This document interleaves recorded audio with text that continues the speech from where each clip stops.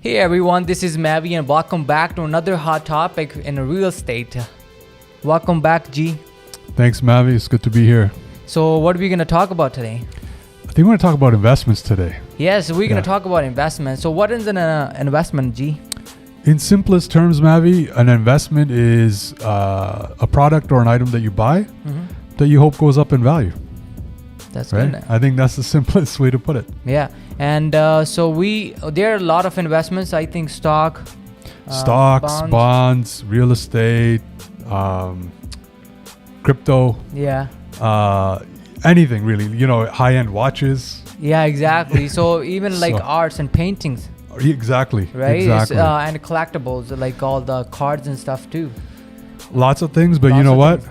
You and I are realtors. Yeah. We know one thing really well. Yeah. We know real estate. So we know real estate, guys. So we're going to stick with the real estate today. So, G, let me ask you one thing. What kind of investments we have in real estate? Good question, Mavi. I think right now for me, there's two main areas, resale and pre-construction, right? Resale is something that's already built. Pre-construction, you're probably buying something off floor plans or off drawings. Yeah, that's right. So, guys, we're going to stick with the resale and pre-construction. So let's dive in. Yeah. So what's your favorite investment out of two? You know what? I like pre-construction, Mavi. You like pre-construction? I like brand new. So I like pre-construction over resale right now. You like the feeling of a brand new. Yeah. You know? What about yourself? I'm more of towards resale. Okay. Yeah. Okay. Give me one reason why you like resale so much. So for me, G, I like resale. It's just one of the most important thing is numbers. Yeah. So I get to calculate my numbers and do my numbers before I buy the property. Okay. So I'm not leaving anything behind. You know what I mean? So let's say if I'm buying property for $100,000. Okay. Right. So I know like how much do I have right now for down payment, and as soon as I close that property, so I know how much money I'm gonna make on the property. Yeah, but you gotta come up with that whole down payment right now. I know I have to come up with the down payment right now, but like as soon as I close the property, I know, somebody gonna start making payments towards the mortgage, right? Okay. So which is a good thing. That's right? good, yeah. So why do you like pre-construction? I actually the opposite of you. I like that I get to put my down payment in installments. I put 5% down now when I buy it. I put another 5%, let's say 3 to 4 months from now. Yeah. 5%, a year and a half from now, and then another 5%. So I don't have to come up with $100,000 today. I can spread it out over 3 years. Yeah, but there's another point. If you look from a different angle, but like you're not making any money off your money that you're giving to the builder, right? But well, I am, because I'm knock wood, I'm hoping prices are going up, so I'm making that price appreciation. Yeah. But what I like to do is, I get to make one installment now. If I see another project 6 months from now, I can also invest in that one because I can break up my down payment. So I can get into 2 properties over the next 2 years. Or it gives me just options, Yeah, so I mean, that's good, G. So I mean, like everybody has their own way of doing things. Yeah. If that's what you were good at, and then you understand that better, I think that's what you stick with. So what's another reason you like pre-construction? Actually, this should have been my number one reason. It's brand new. Oh yes. Right, it's shiny. I get to pick what I want. I want granite counters. I get nice marble floors, whatever I want in my unit. And I get to pick that. Yeah. And it's ready. Like when I buy it, it's move-in ready when it's finished. Like that to me is probably number one. So Mavi, you're buying resale, you're buying an older property. Like, haven't you heard all the horror stories with these bad tenants? I agree with you. There are horror stories, but like everything has like the positive and negative side as well. But when we deal with the tenants in my team, they do their work. So we qualify all our tenants. Okay. So make sure like they have good jobs. They pay their bills on time, and we check their credit scores, and we check their references. So we kind of qualify before they move in. Okay. So that kind of minimizes the risk. And that's what kind of service we provide to our clients as well. That's really good. That's really good. So the other thing I don't like about resale is all the maintenance. Like, how do you like I don't know how to change a sink. Like if they got a leaky faucet, or they want me to change a light because the ceiling light doesn't work anymore. But it's just a hassle. I know it's a hassle, but that's the thing. Like when people think about like putting tenants in their property, or the whole picture, I think the picture is not clear. I don't change sinks. Mm-hmm. I don't change lights. Okay. I have the team. Okay. You have to think as an investor. They're like property managers. Okay. You have your own teams. They take care of all the tenants. Okay. Right? So they do their job. So I pay them. So that's part of your service to your... I mean, like I have the team, like it's a system. Okay. So I can't be everywhere. I can't take all the phone calls, right? Okay. So I have people in place, so they do their jobs, and then everything, in the system. Gotcha. Right. Gotcha. So, but I think here, like for pre-construction, I know like you don't have to deal with anything, but I think now it's more of like the dealing with the builders. There's delays, and sometimes even they try to kick you out of the contract. So Mavi, I understand that. I mean, that's been in the news a lot lately because of the rising cost of supplies. Some developers have canceled their projects, or they're going back to the buyers and saying, hey, we need more money. Yeah. That's where my team comes in, and we do our due diligence on the project.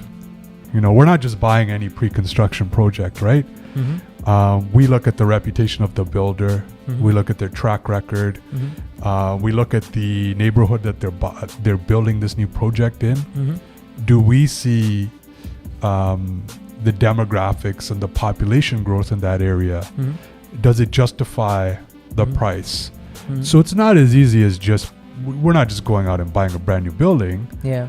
We are doing our homework, right? Mm-hmm. But we take comfort in knowing these developers. Mm-hmm. They've got a whole team of analysts and researchers that are way smarter than me.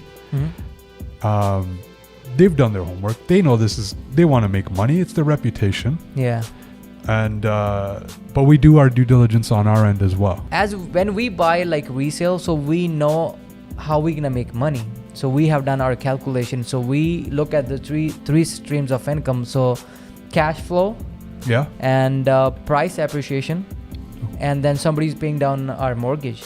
Okay. So so we know how we're gonna make our money. So in pre-construction, if you can put some more light on it, so how you make your money? So with us, mm-hmm. I don't get cash flow. Obviously, I'll give you that. Mm-hmm. I don't get my mortgage paid down, but I also don't have a mortgage to start. Yeah. Right. So I don't have that debt either. Mm-hmm. I'm banking as a pre-construction investor mm-hmm. on price appreciation mm-hmm. and lots of it. Mm-hmm. But what I do have is the option before my project is done, I can flip it. It's called an assignment. And I can flip it to somebody else. So if my project's already up mm-hmm. 20%, 30%, mm-hmm. I can take my capital gain. I never have to get a mortgage. Mm-hmm. I sell that contract to someone else. They worry about the closing costs, and I look for my next pre-con investment. So let me ask you this, G. I have tried pre-construction. Mm-hmm. I have tried like to put up my paperwork, contact a couple people. Yeah. But like they tell you like they have the units they can get you, but like after the worksheets and stuff, they say like, oh sorry, we are sold out. You never made it. That's a valid point, Mavi. It is a problem because again, supply and demand are so opposite to each other right now.